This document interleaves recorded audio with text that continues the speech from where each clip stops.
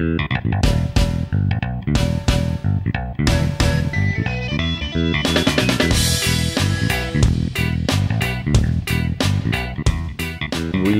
provide space to a lot of artists over the course of the year. We produce theater, we present theater, we tour shows around the country. We do a lot of things. We had barely popped our first pimple when we first came to Horse Trade. It was back in 98, 99, and we basically found our own little private personal clubhouse for the next 15 years. Less Than Rent has been around since 2010. We're a young company that kind of specializes in large, surprisingly tech-heavy, ultra-caffeinated spins on classical work. Right now we have a lot of festivals happening. We have Frigid New York, which is our biggest festival, and that's 30 shows over the course of 2 weeks. There's the Burlesque Festival we do every year, and that's the week between Christmas and New Year's. The Fire This Time Festival, which we do in January, and that's an African American Playwrights Festival. We do a lot of things. This was 1998 is when we started. 4 of us at the time, a labor of love. None of us got paid for years. At the time I was driving a horse and carriage in Central Park, but you know, looking at the back end of a horse every day of the week, it gets a little boring. We don't have a particular aesthetic that we look for. That's one of the things I like best about the resident company. They're all very different companies. We feed off of each other. We're watching each other's shows, we're absorbing a lot of different interpretations of how we're telling our stories because of the fact that everyone has their own unique style and flavor. I mean, I think the great thing about Horse Trade is that it's home to so many different artists, and it's usually the first home for a lot of kind of up-and-coming theater stars.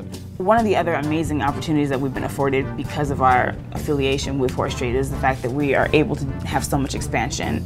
And it started off with just the 10-minute plays, but then as it grew, we've been able to expand even further with fully realized productions. And that's all been possible because of the fact that we've been nurtured by this umbrella organization. Under St. Mark's is a basement space, 45 seats. We have a little beer pantry in the back so people can get beer, wine, sake before the show or an intermission. The Crane Theater, much bigger space, 99 seats, and that one will also be getting a beer pantry in the next few months. You cannot undersell the value of a drinking audience. Drink to being single.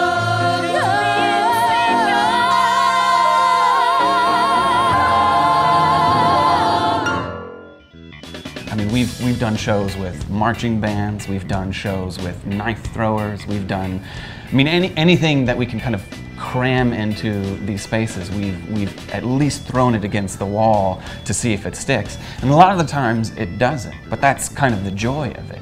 Our last show had 12 actors in it, and the dressing room is not an appropriate size for 12 people.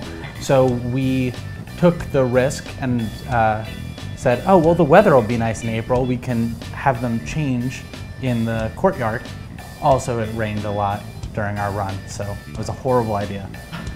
The sheer kind of necessity of downtown theater is that you're kind of thinking on the fly. You're doing theater that is raw and kind of in progress, and it just feels a little bit more, I don't know, exciting, dangerous. You're kind of pushing the envelope to really achieve great heights that you can't get in a 500-seat theater.